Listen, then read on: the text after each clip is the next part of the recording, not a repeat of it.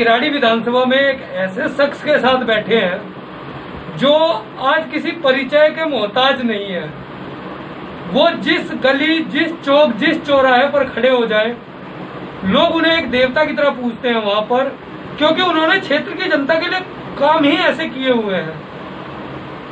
हमारे साथ में जितेंद्र सिंगला जी हैं, जिन्होंने इस किराड़ी विधानसभा के लिए जी जान से इस लॉकडाउन के दौरान कोरोना जैसी महामारी में अपना सारा समय लगा दिया है। क्षेत्र की जनता के लिए विशेषकर जगह जगह पोस्टर बनवा करके हर रोड पे, हर चौक, हर चौराहे पे किराड़ी विधानसभा की उन्होंने लगवा रखा है, खास तौर पे वार्ड 41 के अंदर, जिससे लोगों को वो जागरूक कर सके कोरोना जैसी महामारी के लिए। और इसके आगे उन्होंने क्या क्या कार्य किए हैं, मैं अपने मुंह से ना बताते हुए हम सीधे आपको उनसे मिलवाते हैं।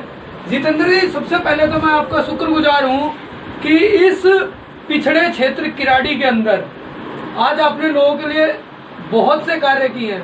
एक बार आप अपने से हमारे चैनल के दर्शकों को बताएं कि आपने क्या क्या कार्य करवाए हैं किराड़ी की जनता के लिए। आपके चैनल के माध्यम से तमाम दर्शकों को देख रहे हैं, मैं जय हिंद, वंदे मातरम, भारत माता की जय साथी करना चाहूँगा। और आपका शुक्रगुजार हूँ कि आपने मेरी प्रतिभा और मेरे अंतर के सामाजिक कार्यकर्ताओं को पहचाना। और आपने एक शुरू में शुरुआत में अपने शब्द का चयन किया था कि देवता की तरह खड़े हो जाए तो लोग पहचान लें। तो मैं इस शब्द को कहना चाहूँगा, मेरे लिए जो उपयोग न किया जाए, क्योंकि जब क्षेत्र की जनता ही देवता है और जो काम करता है उसको लोग पूछते हैं। मैंने अपने काम के आधार पर लोगों के मन में अपनी जगह बनाई है और मैं चाहूँगा ये कंटिन्यू बनी रहे। और इसका एक कारण यह है कि मैं क्षेत्र में पैदा हुआ हूँ और किराड़ी विधानसभा के प्रताप विहार में मेरा निवास स्थान घर भी है। सन 89 के अंदर मेरा डेट ऑफ बर्थ प्रताप विहार में हुआ। प्रताप विहार पार्ट 1 मेरा जन्मस्थल है, पार्ट 2 में मेरा निवास स्थान है, पार्ट 3 में मेरे बड़े भाई का घर है और तकरीबन लोग मुझे जानते भी हैं। मैं सन 2014 से सक्रिय सामाजिक कार्यक्रम कर रहा हूँ, उसकी रुचि भी है। मैं लगातार जो काम करता हूँ, मेरे एक भाव रहता है उसको लगन से, निष्ठा से और अपने आत्मगुण से करना है, जिससे कि क्षेत्र के लिए मैं अधिक से अधिक काम कर पाऊँ। और मेरा ये दायित्व बनता है कि मैं उन लोगों के लिए काम कर पाऊँ जो आज इससे ग्रस्त हैं। कोरोना में कौन लोग ग्रस्त हैं? कोरोना में वो लोग ग्रस्त हैं जो किराड़ी विधानसभा से बाहर के निवासी हैं। किराड़ी विधानसभा में मैं जो इस वार्ड में अधिक फोकस और अधिक काम कर रहा हूँ वो है वार्ड नंबर 41, जिसके क्षेत्र हैं प्रताप विहार पार्ट 1, पार्ट 2, पार्ट 3, रमेश निकले, पन्नी मार्केट, कैलाश विहार, बलवीर विहार, अमन विहार, लेबर चौक, गुर्जर चौक, करण विहार और करण विहार 3। तो मैं इनमें ज़्यादा फोकस रखता हूँ कि मैं क्षेत्र के लिए कम कर पाऊँ। अगर मैं पूरी विधानसभा में अगर काम करता हूँ तो उसके लिए 5 लाख लोगों की संख्या है। मैं 5 लाख लोगों तक मैं पहुँचकर अपने घर को मजबूत करूँ ना, घर बिल्कुल। तो ये मेरी अधिक एक महत्वाकांक्षा रहती है कि मैं अपने लोगों को मजबूत करूँ जो आज चाहे वो मास्क में लगाते हैं, जिन लोगों को क्या कहते हैं कोरोना के बारे में नहीं पता, आपने आगे क्षेत्र में पोस्टर लगाए। क्षेत्र में पोस्टर इसलिए लगाए कि मैं अपने लोगों को ये बता सकूं कि मैं काम आपके बीच में कर रहा हूँ, जागरूकता की ये काम है।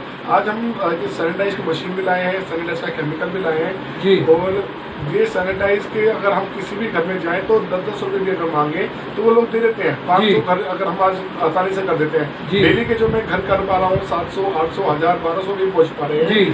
तो अगर मैं हर घर से 10 रुपए लूँ और 10 रुपए घर से लेता हूँ, 500 घर में बता रहा हूँ आपको कर देता हूँ, तो 500 इंटू 10 रुपए 5000 रुपए हो जाती है रकम। अगर ये रकम मैं किस काम में आएगी? मुझे रकम की जरूरत नहीं है। ये रकम मैं चाहता हूँ कि समाज के काम आए। हम तो चाहते हैं ना कि किसी के भी पास पहुंचे तो वो व्यक्ति व्यक्ति निस्वार्थ व्यक्ति है। राजनीति में जुड़ने का उद्देश्य ये है कि भाई राजनीति में हम इसलिए जुड़ते हैं कि हम अपने सामाजिक भाव और सेवा भाव से काम करते हैं। ये मेरा उद्देश्य रहता है। जितेंद्र जी, जैसा आप बता रहे हैं कि 10 रुपए आप प्रति घर से लेते हैं, ले सकते हैं, आप लेते नहीं है।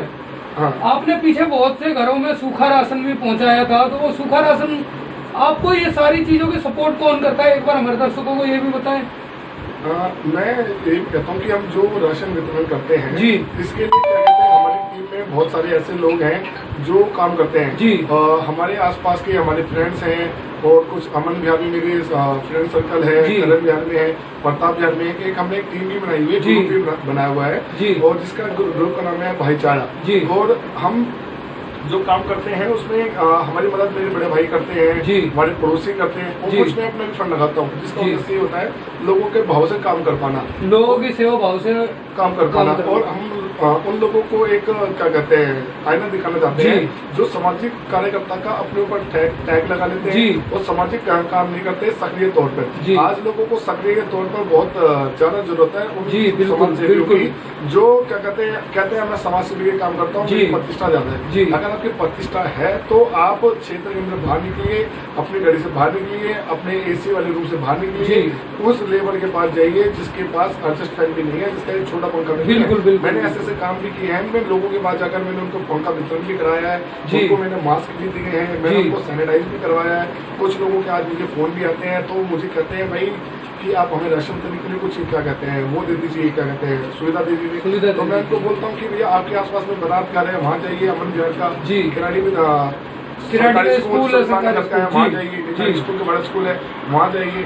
तो लोग नहीं जाते, तो इस बीच मैंने अपने विजिटिंग कार्ड भी छपवाए हैं, आप जी। को और साथियों को दिखाना चाहूंगा, ये वो विजिटिंग कार्ड है जिससे मैं हेल्प कर पाऊँ। जी। और ये मैंने कोरोना से कुछ टाइम पहले ही छपवा लिए थे ताकि जी। हम लोगों की मदद कर पाए। मुझे उम्मीद थी ये बीमारी घातक हो सकती है, इसका जो वायरस है लंबे समय तक लोगों की जिंदगी में असर कर सकता है। जी, बिल्कुल। और इसका एक कारण था कि भाई हमें किसी ना किसी को तो बीड़ा उठाना पड़ेगा। जी। अगर मैं सोचूं मेरे समाज का बीड़ा क्या है तो मेरा भाई उठा लेगा या वो व्यक्ति उठा लेगा, तो मैं गलत सोच रहा हूँ। क्यों? बिल्कुल, बिल्कुल। समाज का बीड़ा तो वही व्यक्ति उठाएगा ना जो समाज में रह रहा है। किसी न किसी को तो बाहर आकर भगत सिंह के विचार में चलना पड़ेगा। जी। अगर मैं कहूँ भगत सिंह तू जिंदा है इंकलाब के नारों में, तो ये सत्य है, तो वो इंकलाब के नारों में जिंदा है, तो मैं हमें बिल्कुल। सोचता हूँ भगत सिंह के विचारों पर मैं चलूँ और अच्छा से अच्छा काम कर पाऊँ, ये सामाजिक भाव जी, रहता है। अच्छा जितेंद्र जी, एक सवाल मैं आपसे करना चाहूंगा, जैसे कि अभी इस महामारी के दौरान पूरे देश में हमारे लॉकडाउन लगा हुआ है, और खास तौर पे मैं दिल्ली की बात करूं तो दिल्ली के मुखिया अरविंद केजरीवाल जी जिस प्रकार से दिल्ली के अंदर ढील देते जा रहे हैं, आपको कहीं हद तक लगता है कि ढील की जरूरत नहीं होनी चाहिए अभी दिल्ली को? देखिए, जो क्या कहते हैं दिल्ली का फोकस होना चाहिए जी। वो क्या कहते हैं उनके नागरिकों पर होना चाहिए जी। ठीक है। और दिल्ली सरकार को क्या कहते हैं संज्ञान लेने की जरूरत है जी। कि जो आज देश में महामारी फैली हुई है उसमें पूरा देश ग्रस्त है जी। और उसको दिल्ली सरकार कम अनुभवी सरकार है। जी। सामाजिक कार्य और आंदोलन से निकली हुई सरकार है। जी। सामाजिक कार्य और आंदोलन से जब हम कोई काम करते हैं हम जी। जोश और अपनी प्रतिभा से करते हैं, प्रतिभा से मगर जब सरकार चलाते हैं तो अनुभव के तौर पे चलाते जी। हैं, तो अनुभव की खास कमी उसमें सरकार में दिखती है। जी। दिल्ली सरकार को केंद्र सरकार के कुछ गाइडलाइन को मानने की जरूरत है और दिल्ली सरकार को कहते हैं अपनी कुछ जो ढिलाई दे रही है उसको टाइट करने की जरूरत जी। है। आज आप दिल्ली के कई इलाकों में चले जाइए, लोग मास्क नहीं लगाते जी। लोग अपने क्या करते हैं एक दूसरे टच करते हैं, जी, सब्जी वाले बिल्कुल, लेने जाते बिल्कुल। हैं। आपने अमन बिहार में देखा, कई बार मेरी आपसे वार्तालाप भी हुई, आप भी जी। अपना काम कर रहे थे, मैं भी जी, अपना काम बिल्कुल, कर रहा था। बिल्कुल। तो लोग सब्जी वाली दुकान में जाते हैं, उनसे क्या कहते हैं पन्नी में हाथ में टच कर देते हैं, जी। ग्लव्स नहीं पहने होते। जी। तो दिल्ली सरकार को अपने जो उनके चुने हुए एमएलए हैं उनको और काउंसलर्स हैं, जो दिल्ली के चुने हुए क्या कहते हैं एमएलए हैं, जी। उनको ये बोलना चाहिए कि आपने अपने जो कार्यकर्ता हैं, जी। जो आपके प्रतिनिधि हैं, जी। और उनको जाकर RW के प्रधानों से मीटिंग करनी जी। चाहिए, चर्चा करनी चाहिए, सुझाव मांगने चाहिए और कोई सुझाव कहते हैं जनप्रतिनिधि को अपने लेवल को चुनकर दिल्ली सरकार को भेजने चाहिए। दिल्ली सरकार के लिए एक बहुत बड़ा कदम होगा। जी। और आने वाले समय में अगर कोई ऐसा घातक कदम अगर देश में आता है जी। तो वो हमारा देश उसको सहन नहीं कर पाएगा। बिल्कुल, क्योंकि ऐसे हालत में ना आप है ना मैं हूँ, 2 महीने से बिल्कुल। क्या कहते हैं ग्रस्त है सारे सभी लोग। ग्रस्त हैं। आज आप देख रहे हैं कि एक हम बंद कमरे में इंटरव्यू जी, कर रहे हैं, इसका जी, कारण ये है कि महामारी बाहर ना फैल जाए। बाहर ना फैल जाए। बिल्कुल, आज आपने मुझे बहुत अपने अच्छी चेहरे बात पर कही। अपने चेहरे पर मास्क लगाकर आपके जी, सामने आना जी, पड़ जी। रहा है। उसका एक कारण ये है जी। कि जो लोग दर्शक देखेंगे आज, जी। जो लोग दर्शक देखेंगे 2 साल बाद, तो वो जी। कहेंगे कि ये लोग जो कोरोना का इंटरव्यू कर रहे जी, थे जी, जी। उन्होंने कहते कोरोना के लिए कोई सैंपल सेट ही नहीं किया। जी। तो हम ही चाहते हैं कि हम कोई भी अगर चीज करें उसका उदाहरण पेश करें। बिल्कुल जितेंद्र जी, आपसे मिलकर बहुत अच्छा लगा। जितेंद्र जी, हमारे दर्शकों के लिए कल से हमारे देश में चौथा लॉकडाउन का चरण शुरू हो जाएगा, इसके लिए 2 शब्दों में आप कोई संदेश देना चाहेंगे? हाँ, मैं ये कहना चाहूँगा अपने जी। देश के तमाम भाइयों को, साथियों को और खासकर गृहिणियों को कि आप घर से बाहर निकलते हैं तो घर से निकलने से पहले आप ये सुनिश्चित कीजिए कि अगले दिन का आपका पास राशन का जो है वो कितनी मात्रा में अगर आपके पास राशन की अगर कमी है तो आपको अपने घर को मुखिया को बताना चाहिए। मुखिया के बाद आप घर में दूसरे स्थान पर है मुखिया के तौर पर, और आपको वहाँ के लोकल सामाजिक कार्यकर्ताओं को और अलग अलग पार्टी में काम कर रहे लोगों को बताना चाहिए। अगर आपकी कोई बात नहीं सुन रहा तो भाई आज सोशल मीडिया इतना ऊपर जा चुका है कि उसके माध्यम से कोई भी उसका सुन सकता है, मैं भी सुन सकता हूँ। और आप लोगों से एक निवेदन है कि आप जो भी काम करते हैं ना वो सामाजिक हित में करें, जिससे कि समाज में रह रहे लोगों को आपके कारण असुविधा ना हो और वो असुविधा एक बड़ी बीमारी का रूप ना ले ले, जिससे कि मेरे देश के लोगों को भी दिक्कत हो, राज्य को भी दिक्कत हो। कहीं ऐसा ना हो कोई एक राज्य चपेट में आ जाए, उस राज्य का नाम ही खत्म हो जाए। तो मैं नहीं चाहता ना इस राज्य का नाम खत्म हो। तो उसके लिए आपको अपनी जिंदगी में कुछ कड़े कदम लेने की जरूरत है। जैसे अब हमारे घर पे कोई अगर भिक्षा मांगने भी आता है ना तो हम उसको कहते हैं कि ठीक है आप मेरे घर से ये लीजिए, मैं इस देने के लायक हूँ। तो आज समाज को आप कुछ दे सकते हैं तो वो दीजिए, आप जो उसके लायक है। ये मौका आपके पास आया है भारत की प्रतिष्ठा बचाने का, भारत का नाम गौरवान्वित करने का और देश के मुखिया को अपना संदेश पहुंचाने का। मैं इसके ऊपर काम कर रहा हूँ, करता रहूंगा लगातार। आज 30 वर्ष की उम्र है तो मैं अगले जब तक 70 साल का नहीं होता समाज के लिए काम करता रहूंगा। बहुत बहुत धन्यवाद आपका जितेंद्र जी, बहुत बहुत धन्यवाद आपका। तो आपने देखा कि ये थे जितेंद्र सिंगला जी और इनके विचार।